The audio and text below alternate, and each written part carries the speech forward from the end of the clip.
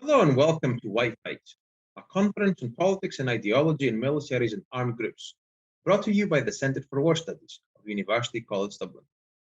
I am Yiannis Kokosalakis, the lead organizer of this event, and the Marie Curie Fellow here at UCD. The purpose of this conference is to consider the ways in which particular sets of political ideas, values, or mentalities have shaped military practice over the 20th century. The talks you're about to watch have been pre-recorded by our participants and will remain available here on History. There are 12 papers in total, organized in 4 thematic panels. Our speakers examine a broad range of topics, from naval officers in the Russian Civil War to the use of paramilitaries by the Rhodesian government during Zimbabwe's War of Liberation. Professors Pierre Asselin and Sönke Neitzel will deliver keynote talks that will be recorded on the day of the conference and also made available on History. Our first panel examines the self-perception of soldiers and officers. Militaries are among the most secluded of communities. Their members are expected to adhere to certain sets of values that do not apply to the civilian population. The papers in this session will examine how serving soldiers themselves have understood their place within the political communities that they defend. Our next speaker is Kirill Nazarenko. Kirill Borisovich is Professor of History at St. Petersburg State University, and he specializes in the history of the Russian Navy. In this paper, he examines the value system of officers in Russia's Imperial Navy as a factor determining this group's subsequent behavior during the Russian Civil War. How do elite military officers view revolutionary transformations, and how do they choose sides during a civil war? Professor Nazarenko provides valuable insight into these questions in the following talk. Good evening, or good morning, or good afternoon. I am very glad to participate in this conference, and many thanks to the organizers of this conference in our harsh reality coronavirus times. I am Kirill Nazarenko, and my report is about the ideology of the old naval officers during the Civil War in Russia, 1918-1921. The renowned Russian Oriental scholar Georgy Mirsky suggested that apolitical officers have a standard set of ideas that, in fact, represent the ideology of the military professionals. These ideas work well in the army forces. We believe that they come down to patriotism as the highest value, firm disbelief in the efficiency of democratic procedures, discipline or order as a value in itself and a prerequisite for any positive development, paternalistic care embarrassing not only men of army or navy, but the entire nation, society or state, reluctance to recognize wealth as a source of power and the only criterion for success in life. We will consider the behavior of the former officers of the Russian Imperial Navy, so-called old officers, during the Russian Civil War as a case study of this phenomenon. The research instrument is the ongoing Officers of the Navy database, created in 2015. It currently has about 10,000 personal pages. The maximal amount of information has been collected for each page. The info of the database can be filtered by specific criteria. The database is a convenient instrument for analyzing the behavior of the so-called old officers. The term old officers emerged because in November of 1917, the Soviet state eliminated all the military and civil ranks. None of those were reintroduced in either the Red Army or the Red Navy until December 1935. The servicemen were only distinguished by their position. In 1921-1922, insignia were introduced to mark the position, while none were used in 1918-1921. In the Red Army and Navy, the servicemen who previously had the officer ranks would now be called the old officers, in contrast to the red officers, those who were promoted in course of the Civil War.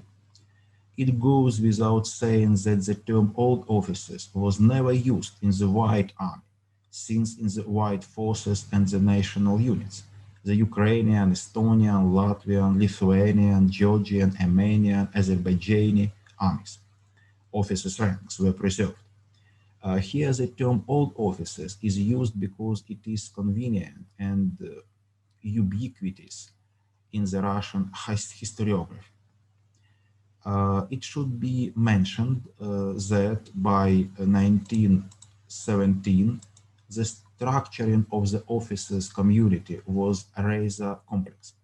It was divided into several branches, with the executive or military branch being the most prestigious one and comprising the commanding officers of the ships and squadrons. Until the demise of the Tsar in February of 1917, there were class and religious restrictions for joining the schools that trained the officers for the executive or military branch. Children of peasants, commoners, and Cossacks were not eligible. There were certain limitations for the children of the clergy. Besides, only Christians were accepted. Muslims required a special approval of the Tsar, while the followers of other religions, Buddhism or traditional cults, were banned completely. Mechanical engineers and shipbuilders was a less prestigious branch. Since 1907, there were no class restrictions there.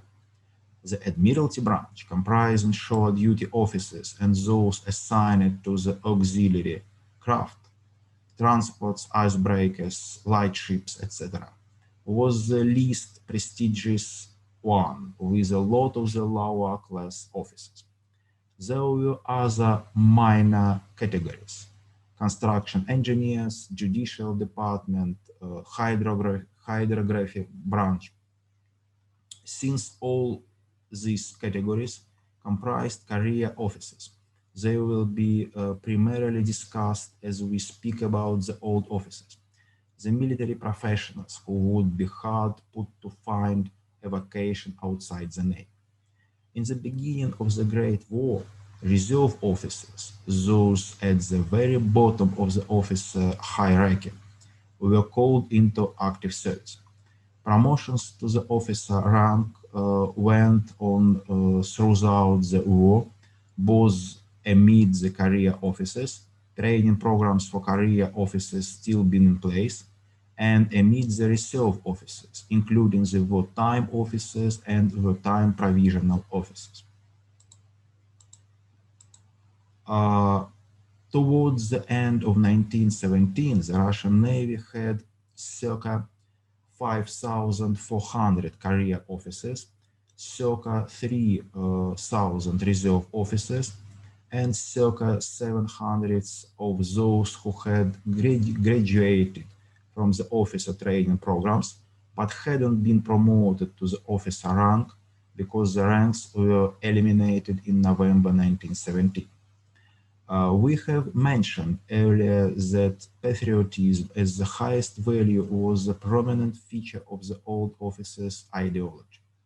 This implied their conviction that the Great War should be brought to the victorious completion, which meant ideally adjoining the Black Sea Straits and possibly certain Slavic territories of Austro-Hungary to Russia, or at least preserving the pre-war borders and being one of the victor powers.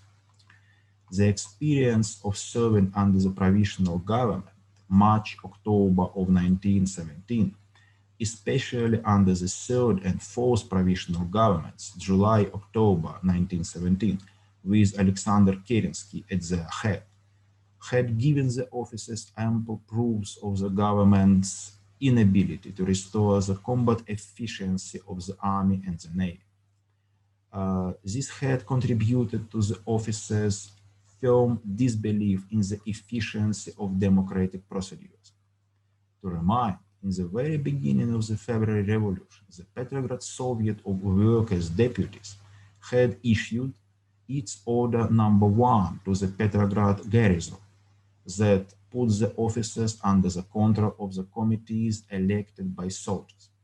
Since May 1917, Centrabalt, the Central Committee of the Baltic Fleet, elected by the seamen, was de facto in command, especially after the failed Kornilov mutiny in the late August 1917. The Black Sea Fleet had failed to come up with an equally efficient elected body. In fact, Kornilov mutiny was the response of some of the officers to the collapse of the army. The sailors, however, were not particularly involved due to the inefficiency of the Navy as an instrument of a military coup rather than any other reasons. The officers showed to active resistance to the October uprising in Petrograd and the Bolshevik coming into power 7th of November of 1917, because they would welcome any power that would put an end to Kerensky's rule. The most prominent factor that determined the officers' political affinity was the attitude to the peace treaty with Germany. In 1917, an illusion was still entertained that this peace treaty could be signed without any annexations or contributions. The hopes were shattered in February 1918. After the disgraceful Treaty of Brest-Litovsk, the naval officers' community began to unite on the common anti-Bolshevik grounds, but the process was hampered by the challenges pertaining to the survival of the Navy. The first one was the ice cruise of the Baltic Fleet, ended in May 1918. The transfer of the ships from Helsinki, occupied by the German forces, to Petrograd through the ice that was considered impenetrable. In May-June of 1918 came the attempt to save the fleet from being captured by the Germans in Crimea, the Black Sea Fleet really. Its transfer from Sevastopol to Novorossiysk, with half of it scuttled because of the German ultimatum, and the return of the other half to Sevastopol to be surrendered to the Germans. After the May-June 1918 events in Sevastopol and Novorossiysk, the officers of the Black Sea Fleet were partially scattered, while those remaining in Sevastopol were completely demoralized and largely stayed away from politics. As for the officers of the Baltic Fleet, who ended up in Petrograd, they were very much involved. The successful rescue of the ships from the German captivity came as a proof that discipline or order is a value in itself and a prerequisite for any positive developments. In May 1918, the Bolsheviks initiated the construction of the Red Army and Navy on the basis of traditional discipline. Yet the process was slow and less obvious in the Navy, having hardly any influence on the officers' morale, since for them the Bolsheviks remained the German agents. May-August 1918 saw the most vigorous political protests of the old Navy officers. The leader of the ice cruise was Captain Alexei Shastny. You may see in this picture. A month after the relocation of the fleet, Shastny was put on trial, which was conducted as an open process. He was subsequently executed, charged with counter-revolutionary agitation and conspiratorial activities. The events were widely discussed at the time and remain a fixture in the historical memory. I have written a monograph on Shastny's political career, concluding that he was indeed the leader of an anti-Bolshevik coup in Petrograd.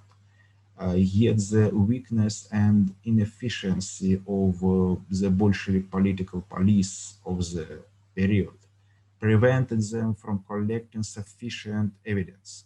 And during the trial, Leo Trotsky made several blatant propaganda errors, while Shastny did his best to remain a hero in the history records. As a result, in the eyes of the general public and most of the Navy officers, Shastny had emerged as a winner in the ideological engagement, even though it did cost him his life. One of the Shastny's fellow conspirators, Sub-Lieutenant Georgy Lisanevich, the leader of the failed anti-Bolshevik mutiny in the Torpedo Division of the Baltic Fleet in Petrograd in May-June 1918, was described by a well-known memoirist, Commander Harald Graf, as a monarchist. On the other hand, Vladimir Ignatiev, one of the leaders of the Popular Socialist Party and of the anti-Soviet underground movement in Petrograd, calls him more of a Bolshevik than a right-wing socialist. We believe that an officer who possesses the set of ideologies discussed above would be equally prone to fall into the ranks of the right wing, monarchists or fascists, or the left wing, Bolsheviks, supporters of the dictatorship, but never into the ranks of either the liberals or anarchists. The Red Terror in Petrograd, September-October 1918, put an end to the activities of the underground anti-Bolshevik groups and forced the active opponents of the Bolsheviks flee from the city or go into hiding. The other political leaders who emerged from the Navy officer community were Commander Georgy Chaplin, the head, you may see the picture, the head of a successful anti-Soviet mutiny in Archangel in August 1918. Sub-Lieutenant Vasily Lemlein, one of the leaders of the Central Caspian dictatorship, a political structure that had overthrown the Bolsheviks in Baku in August 1918 and invited the British troops into the city to repel the Turkish attack, as well as Lieutenant Commander Georgy Vesilaga, the Grey Cardinal of the Murmansk Soviet, who played the most prominent part in the gradual anti-Sovietization of the Soviet and in the official welcoming of the British troops in Murmansk in March-June 1918. The efforts of the right-wing socialists to launch a battle against the Bolsheviks in the summer of 1918, Kamuch in Samara, the Siberian Provisional Government in Omsk, failed to secure mass support of the officers because these governments shared too many features with the one of Kerensky. The downfall of Germany in November 1918 came as a proof that the Bolsheviks, especially Lenin, were right when they described the Brest-Litovsk Treaty as a short break. At the same time, in November-December 1918, came the first decisive victories of the Red Army, the advancement in the Ukraine with the retreat of the German troops, and the defeat of the Petlurians looked, in the eyes of the old officers, akin to the restoration of the territory of the empire. At the same time, the military forces of the south of Russia, the most powerful white force of the Civil War, and the Siberian White Army with Admiral Kolchak at its head were on the rise. This set the stage for the career officers to make a choice between the two political projects, the white and the red ones. Both implied the restoration of the territory of the Russian Empire and the emergence of a strong authoritarian state. For the career officers, both looked equally acceptable, with the Soviet Russia having certain advantages concerning the issues of offering paternalistic care, embracing not only men of army, but the entire nation, society, or state, and reluctance to recognize wealth as a source of power and the only criterion for success in life. Yet the anti-Semitic prejudices of the majority of naval officers of that epoch made them gravitate towards the whites. In those mentioning that the national states that had emerged on the territories of the former Russian Empire had no appeal for the old officers. By the most part, even those who belonged to the respective nations, Poles, Latvians, or Estonians, chose to serve under the Reds or the Whites until the end of the Civil War, and only in 1920-1921 offered their services to the new states.